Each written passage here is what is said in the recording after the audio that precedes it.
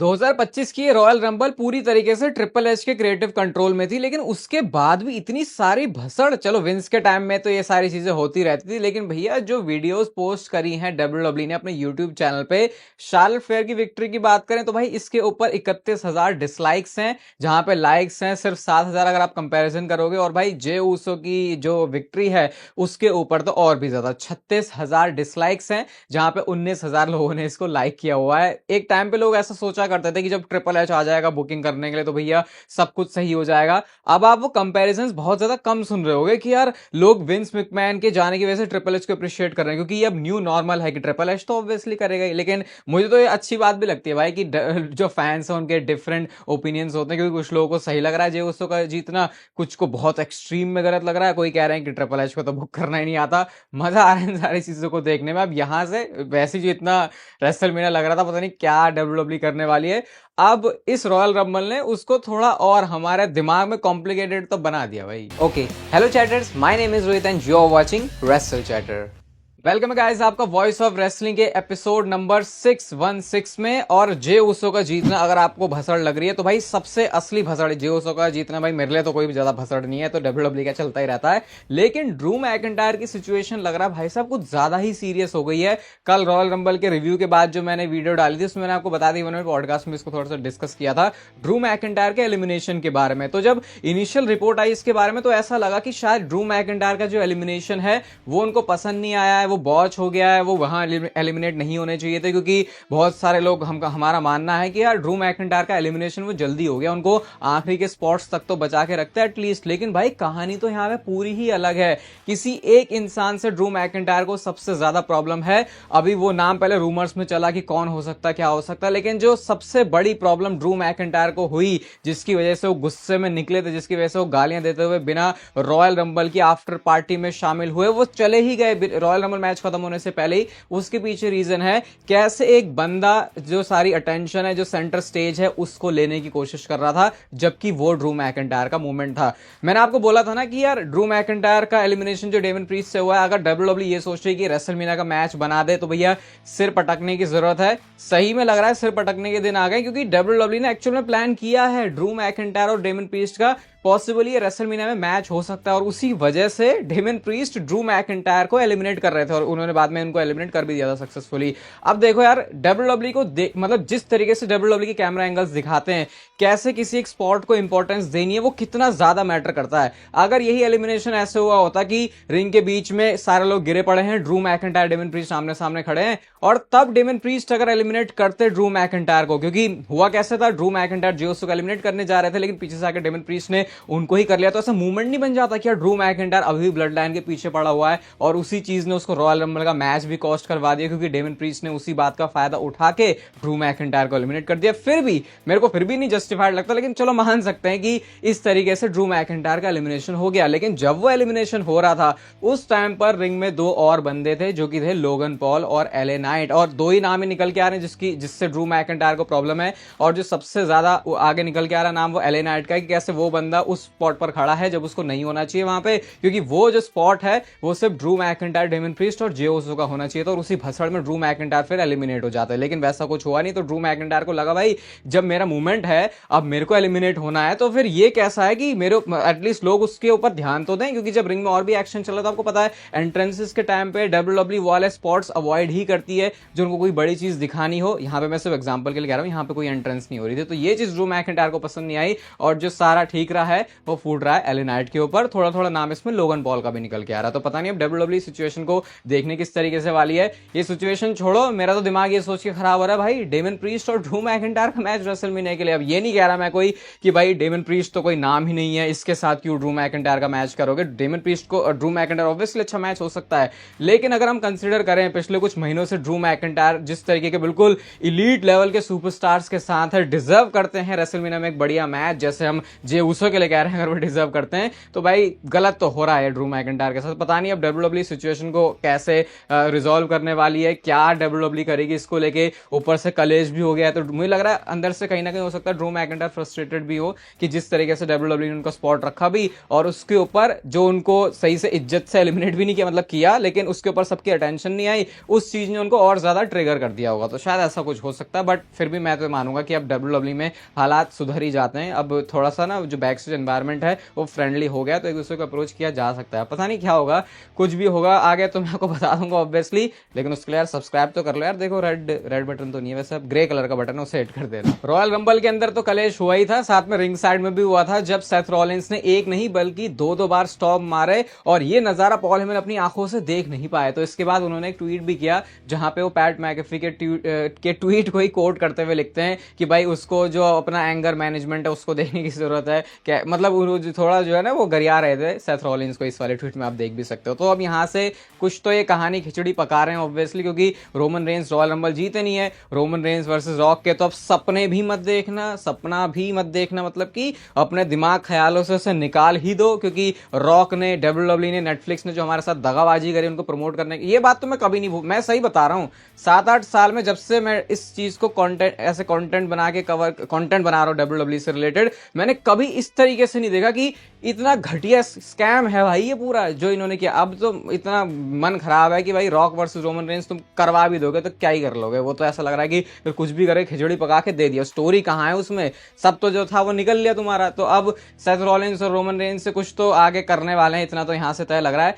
और वीडियो से चिपके रहना, इसके बारे में एक इंपॉर्टेंट अपडेट और भी है। ये लोग सही में इस किस्म के बेवकूफ होते हैं क्या? मतलब मेरे को तो कभी कभी अपने आप को देख के अच्छा लगता है कि यार मुझे इस बात की बड़ी अच्छी समझदारी। वही बहुत पहले से लोगन पॉल की एंट्रेंस के टाइम पे एक वीडियो है जिसमें उन्होंने एक बंदे का ऑडियंस से ही, फैंस में से ही फोन लिया और उसको पटक दिया और उसके बिल्कुल चीथड़े उड़ा दिए। तो ये जो फोन है वो तोड़ दिया, ऐसा लोगन पॉल के ऊपर बोल रहे कि भाई कैसा बंदा है ये, कैरेक्टर में रह के कोई बंदा ऐसा कैसे कर सकता है। आपके लिए आज का फेवरेट रिमाइंडर कि आज चैनल पर शाम को एक दूसरी वीडियो भी आने वाली है। थोड़ी सी लग रहा है कि मुश्किल हो सकती है वो, but stay tune for that. किसी का फोन ही वो क्यों तोड़ देगा। उसके बाद पता चला कि वो फोन नहीं है, वो कैमरा है। उसके बाद ये पता चला कि भाई वो कैमरा भी लोगन पॉल के ही बंदे का था, वो उन्होंने स्पॉट जानबूझ के वैसे रखा था कि ताकि ये एक और जो सोशल मीडिया के हिसाब से मूवमेंट क्रिएट कर सके। मेरे को बड़ा ऐसा बेकार सा ही लगता है। वैसे तो मैं शायद इस बात को बताता भी नहीं, क्योंकि क्यों वो जब एक मूवमेंट बना रहे तो मैं ऐसे क्यों बोलूँ कि भाई उन्होंने अपना बंदा बैठाया फिर ऐसे किया वैसे। लेकिन लोग लिटरली मान के बैठे कि लोगन पॉल तो है ही स्कैम करने वाला बंदा, ये तो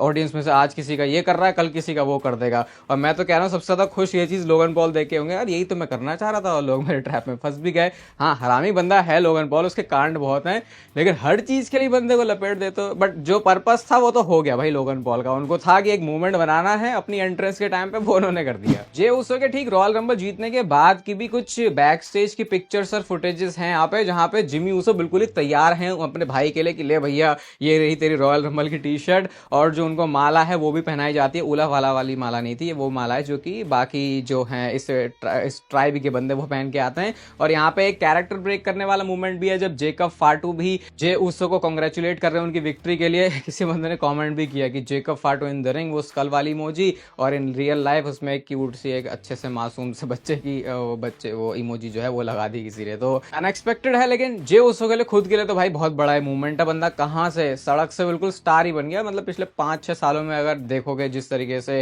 कैरेक्टर डेवलपमेंट और जे उसो के पीछे जे उसो को सपोर्ट मिला है फैंस का। रॉयल रंबल खत्म हो लिया है, अगला शो है एलिमिनेशन चेंबर, और इसकी तैयारियां भी WWE ने शुरू कर दी है। कल की रॉ में भाई सीएम पंक आने वाले हैं, ये उन्होंने बता दिया। एक वो फोटो पोस्ट करते हैं जहां पे कह रहे हैं यार स्लीप वगैरह मेरी सही तो नहीं है, लेकिन क्लीवलैंड जहां से रॉ होने वाली है वहां पर वो होंगे। जे उसो एंड शार्लेट फ्लेयर भी होने वाले हैं कल मंडे नाइट रॉ में, अपनी रॉयल रंबल विक्ट्री को ऑब्वियसली वो एड्रेस करेंगे। और साथ में कल एलिमिनेशन चेंबर के क्वालिफाइंग मैचेस भी होंगे। जॉन सीना का जो स्पॉट है वो तो ऑलरेडी बन चुका है, तो अब ये तो ऐसे जैसे इस बार भी एलिमिनेशन चेंबर को वैसे ही ट्रीट करने वाले हैं कि ये नंबर 1 कंटेंडर बनने के लिए होगा चैंपियनशिप के लिए। मतलब रॉयल रंबल जैसा सिमिलर था, पहले ऐसे भी लग रहा था कि शायद चैंपियनशिप डिफेंड हो सकती है, बट अब ये इस तरीके से करें तो मतलब यहां से हमको एक और बंदा मिलने वाला है जो कि रेसलमेनिया में चैलेंज करेगा चैंपियनशिप के लिए। वो बंदा कौन है उसके ऊपर भी आते हैं थोड़ी देर में, बस थोड़ी देर में। आज की इस वीडियो का आपके लिए मोटिवेशनल सेगमेंट, तो ये ट्वीट किया जॉर्डन ग्रेस ने, जहां पे 2018 में जो पहला ऑल इन वाला इवेंट था, जिसकी वजह से आप कह सकते हो कि एक बहुत ज्यादा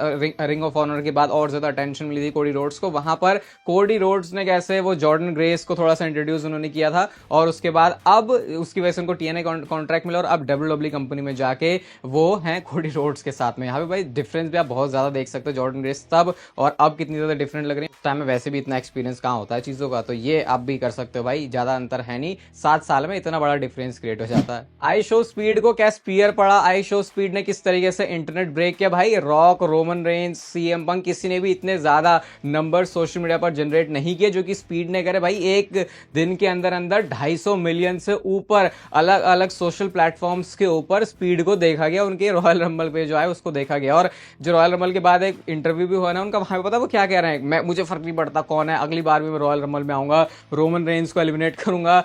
पता नहीं मार्क हेनरी का नाम उन्होंने क्यों लिया, उनको भी एलिमिनेट करूंगा, शायद उनको लगता है कि अभी भी वो डब्ल्यूडब्ल्यू में है। लेकिन स्पीड भाई साहब ऐसा भी कुछ है नहीं। और एक बार ना फिर से अपनी वो वीडियो चला के देख लेना, क्योंकि जो आपके साथ हुआ है रॉयल रंबल में, जो आपने स्पीयर खाया, ओटिस ने जो पटका है, बहुत बड़ा वाला डेयर डेविल ही होना पड़ेगा आपको अगली बार भी आप रॉयल रंबल में एंटर करो, जो कि स्पीड है भी, अगर आप उनके सोशल मीडिया गेम से फेमिलियर हो गए। तो डब्ल्यूडब्ल्यू के लिए तो बहुत बड़ी सक्सेस था भाई, मैंने बोला भी था स्पीड का आना मतलब कि डब्ल्यूडब्ल्यू को जो वो चाह रहे हैं वो होगा, और मैं तो बोलूंगा उससे ज्यादा डिलीवर करके दिया, क्योंकि कोई भी रॉयल रंबल की सोशल मीडिया क्लिप उठा लो, स्पीड के आसपास है नहीं भैया कोई। चलो फाइनली कल एलेक्सा ब्लिस भी आ ही गई हैं, इंतजार बहुत सारे लोगों को था उनका, और ये भी पता चल चुका है इनसाइड सोर्सेस की तरफ से कि डब्ल्यूडब्ल्यू उनको रखने वाली है मंडे नाइट रॉ के ऊपर। तो आगे वो मंडे नाइट रॉ ब्रांड के ऊपर ही फीचर होंगे। और ट्रिपल एच ने एक और बात बोली, वो कहते हैं कि अभी तो विमेंस डिवीजन में और भी रिटर्न्स होने बाकी हैं, क्योंकि बेकी लिंच वो नेम है जो कि अभी रॉयल रंबल में आई नहीं है, जेड कारगिल भी नहीं आई रॉयल रंबल में, तो शायद अभी रोड टू रेसलमेनिया के अंदर आ जाएंगी। तो ये शायद ऐसा लग रहा है सरप्राइजेस डब्ल्यूडब्ल्यू ने बचा के रखे। और अगर आप दोनों रॉयल रंबल देखोगे तो अगर नेम्स की बात करें तो सरप्राइज तो वैसे विमेंस रॉयल रंबल मैच में ही हमको मिले, and I think men's Royal Rumble match से एक्सपेक्टेड भी नहीं था, क्योंकि ऑलरेडी जब आपके पास इतने बड़े नाम हैं तो फिर कह सकते हो वो सरप्राइज की भी क्या जरूरत है। यार एजे स्टाइल्स का रिटर्न हो गया कल, किसी ने उनके बारे में बात नहीं करी, और बात करने के लिए भी बहुत सारी बातें हैं। कल पहले तो उनका पुराना वाला थीम सॉन्ग, फिनोमिनल वाला जो थीम सॉन्ग है वो आ चुका है, जिस एंट्रेंस गियर के साथ एजे स्टाइल्स आते हैं, जिस गियर के साथ आते हैं वो वही गियर था जो उन्होंने 2016 के डब्ल्यूडब्ल्यू के डेब्यू में किया था। तो वो एजे स्टाइल्स बताया, किसी ने नोटिस नहीं किया उस चीज को। एक डब्ल्यूडब्ल्यू ने उनकी जो है मर्चेंडाइज भी निकाल दी है, और ऐसा लग रहा है एजे स्टाइल्स तो कुछ अलग ही माहौल वाले आदमी बन चुके हैं, क्योंकि कैथी कैली के साथ एक टिकटॉक वीडियो उन्होंने बनाई है, जो कि मैं ऑब्वियसली पूरी तो यहाँ पे प्ले नहीं कर पाऊंगा, लेकिन इसमें वो नाच रहे हैं, लिपसिंग कर रहे हैं कैथी कैली के साथ। तो पता नहीं वो जो हील कैरेक्टर के ऊपर काम करने के बारे में एजे स्टाइल्स कह रहे थे वो उनका कहाँ गया। अब तो वैसे उनका डब्ल्यूडब्ल्यू में भी कैरेक्टर बेफेस ही है ना, तो फिर ऐसी चीजों वो कर सकते हैं भाई। ये तो ऐसा है कि सोना है डब्ल्यूडब्ल्यू के पास, उसकी परख नहीं कर पा रहे वो, क्योंकि कोई बात ही नहीं कर रहा कॉन्वर्सेशन में कि भाई रेसलमेनिया में एजे स्टाइल्स का क्या होगा। उनको मिला के भी तो एक बड़ा मैच बन सकता भाई, बहुत बड़ा मैच बन सकता है। डिलीवर किया नहीं है क्या इतने सालों में। एक तरफ स्पीड का रोला रहता है इंटरनेट के ऊपर, सोशल मीडिया पर, और दूसरी तरफ है डब्ल्यूडब्ल्यू के नहीं बल्कि टीएनए के सुपरस्टार जो हेनरी, क्योंकि ट्रिपल एच ने जो हेनरी के साथ इस फोटो को पोस्ट किया, और भाई यहाँ पे आप देख सकते हो 70,000 से ज्यादा लाइक्स हैं ट्रिपल एच के इस ट्वीट के ऊपर। जैसे जॉर्डन ग्रेस अब एक डब्ल्यूडब्ल्यू सुपरस्टार बन चुकी है, क्योंकि टीएनए के साथ उनका कॉन्ट्रैक्ट खत्म हो गया। अब बस आप ये कह सकते हो कि एक बार जो हेनरी का जब कॉन्ट्रैक्ट खत्म होगा वो भी डब्ल्यूडब्ल्यू के साथ आ जाएंगे। यार टीएनए वालों को कैसा लगता होगा कि यार जो जो हमारी बढ़िया चीजें हैं वो तो डब्ल्यूडब्ल्यू ही मार लेती है, फिर क्या। और हमने तो ये भी सुना वैसे कि डब्ल्यूडब्ल्यू शायद एंड में जाके टीएनए को खरीद ही लेगी, इसलिए उन्होंने पार्टनरशिप भी करी है। देखते हैं, अगर दोनों प्रोफेशनल रेसलिंग कंपनी, मैं तो बोलूंगा अलग अलग ही चले तो वो बढ़िया, क्योंकि लोग अभी अटेंशन इसलिए भी देते हैं टीएनए और डब्ल्यूडब्ल्यू के कोलैबोरेशन को, क्योंकि पता है दोनों अलग अलग कंपनीज। जब पता चल जाएगा कि यार डब्ल्यूडब्ल्यू ही ओन करती है टीएनए को, तो शायद फैंस अपना इंटरेस्ट ऑब्वियसली थोड़ा तो लूज करेंगे ही। यार सस्ते ट्राइबल चीफ के बारे में हर कोई भूल गया, कल रॉयल रंबल में सोलो सिकोवा तो कहीं पर भी नहीं देखे। तो भाई ऐसा लग रहा है कुछ तो बहुत यूनिक डिफरेंट कुक हो रहा है सोलो सिकोवा के लिए, क्योंकि जब से वो हारे हैं रोमन रेंज से, एक ही बार वो आए स्मैकडाउन में, और आने के बाद भी वो कुछ बिना बोले ही वहां से चले गए। तो भाई कुछ तो सीरियस चेंज ऐसा लग रहा है सोलो सिकोवा के कैरेक्टर में है। और ये बात भी ध्यान रखना भाई, जेकब फाटू अपना मस्त ही डोल रहा है, उसको इतना भी लग नहीं रहा कि सोलो सिकोवा के हारने से कोई प्रॉब्लम है। तो ये एक इंटरेस्टिंग एंगल बना सकते हैं, और बनाना ही चाहिए भाई। मतलब ये तो शायद एक कह सकते हैं रेसलमेनिया मैच भी लग रहा है इस साल के लिए। जितना ज्यादा कंफ्यूजन देखो जे उसो की रॉयल रंबल विक्ट्री के बाद हुआ है, सेम लेवल का कंफ्यूजन आप कह सकते हो Seth Rollins, Roman Reigns and CM Punk के बीच क्या होने वाला है उसको लेकर भी है। बहुत सारे लोग स्पेकुलेट कर रहे हैं भाई कि रेसलमेनिया में जो मैच होने वाला है रोमन रेंस, सीएम पंक और सेथ रॉलिंस का, वो किसी अलग अलग बंदों से नहीं, बल्कि ये तीनों एक ट्रिपल थ्रेट मैच करने वाले हैं अपना रेसलमेनिया में। ये कोई रिपोर्ट नहीं है, ये एक प्योर स्पेकुलेशन है फैंस की, और शायद ये चीज लीड कर सकती है WWE के अगले premium live event elimination chamber के लिए। अब एलिमिनेशन चेंबर में जॉन सीना एंटर कर रहे हैं, क्वालिफाइंग मैचेस यहां पर होंगे, और WWE इस वाले मैच को अब ऐसे रखने वाले कि यार जो जीतेगा उसको नंबर 1 कंटेंडर बनने के लिए मौका मिलेगा। तो पॉसिबली ये तीनों names Seth Rollins, CM Punk and Roman Reigns इस एलिमिनेशन चेंबर मैच के अंदर हो सकते हैं। अब इनमें से कोई बंदा आगे जाके जीत रहा है तो फिर उसको चैंपियनशिप के लिए मौका मिलेगा, एंड ऑब्वियसली जब ये नहीं जीतेंगे तो आपस में ही ऐसी भसड़ करेंगे कि WWE इनका ट्रिपल थ्रेट मैच करवाएगी। क्या ये मैच रेसलमेनिया के लेवल का है? ऑब्वियसली ये मैच रेसलमेनिया के लेवल का है। मैं तो सीएम पंक और रोमन रेंस के मैच के सपोर्ट में भी था जब से पता चला कि रॉक के साथ मैच नहीं हो रहा। तो अब अगर इसमें सेथ रॉलिंस भी होते हैं जिनका सीएम पंक से तो नाता है और रोमन रेंस से तो बहुत पुराना वाला ही नाता है, तो ये एक बढ़िया 3-वे मैच रेसलमेनिया में दे सकते हैं और इनकी स्टोरी भी बढ़िया सी बना सकते हैं। एक ग्राफिक मैंने देखा वैसे एलिमिनेशन चेंबर का, जिसपे आप देख सकते हो ये सुपरस्टार्स फीचर है। मुझे कोई आइडिया नहीं कि क्या ऐसा होगा या नहीं, लेकिन अब ऐसा लग रहा है कि क्योंकि स्टेडियम शो होने वाला है कनाडा से, एलिमिनेशन चेंबर टोरंटो से, रॉजर्स सेंटर से, तो फिर WWE इसको भी बड़े स्केल पर ही करने वाली है। बाकी चैनल पर आज शाम वाली वीडियो के लिए स्टे ट्यून्ड। ये वीडियो आपको अच्छी लगी तो इसे लाइक कर दो, चैनल को सब्सक्राइब कर दो ऐसे और WWE से रिलेटेड कंटेंट के लिए, और तब तक पे लेते रहो जिंदगी के मजे।